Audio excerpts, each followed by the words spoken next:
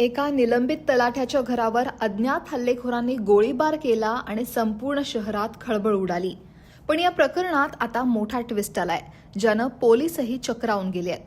ही फक्त गोळीबाराची घटना नव्हती, तर यामागे रचलेला मोठा कट. जाणून घेऊया काय आहे संपूर्ण प्रकरण. अमरावती शहरातील अर्जुन नगर परिसरातील जिजाऊ कॉलनीत 1 ऑगस्टच्या रात्री 9:30 वाजताच्या सुमारास निलंबित तलाठी विपुल ठाकरे यांच्या घरावर 2 बुरखाधारी व्यक्तींनी दुचाकीवरून येऊन गोळीबार केला. निलंबित तलाठी विपुल ठाकरेच्या घरावर गोळीबार झाला. या हल्ल्यात घराच्या भिंतींना गोळ्या लागल्या. सुदैवानं गोळीबार सुरू असताना ठाकरे कुटुंब घरात होतं आणि त्यामुळे मोठी हानी टळली.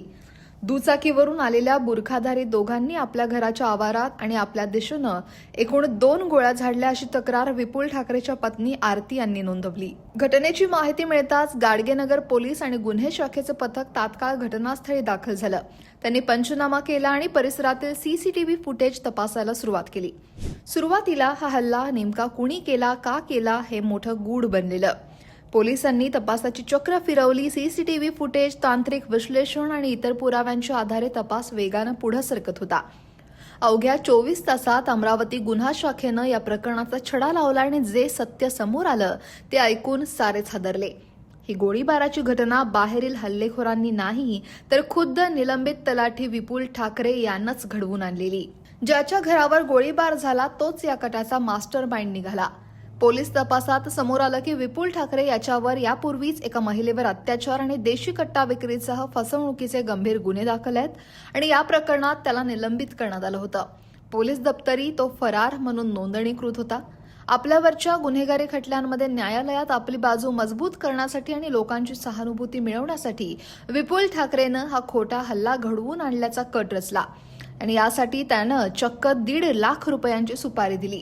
या प्रकरणात गुन्हे शाखेनं 4 आरोपींना अटक केली आहे. त्यात बादशाह सिंग अजाब सिंग टांग, राजा सिंग अजाब सिंग टांग, अजय भोसले आणि चंद्रसिंग शाकला यांचा समावेश आहे. हे चौघही विपुल ठाकरेच्या कटात सामील होते.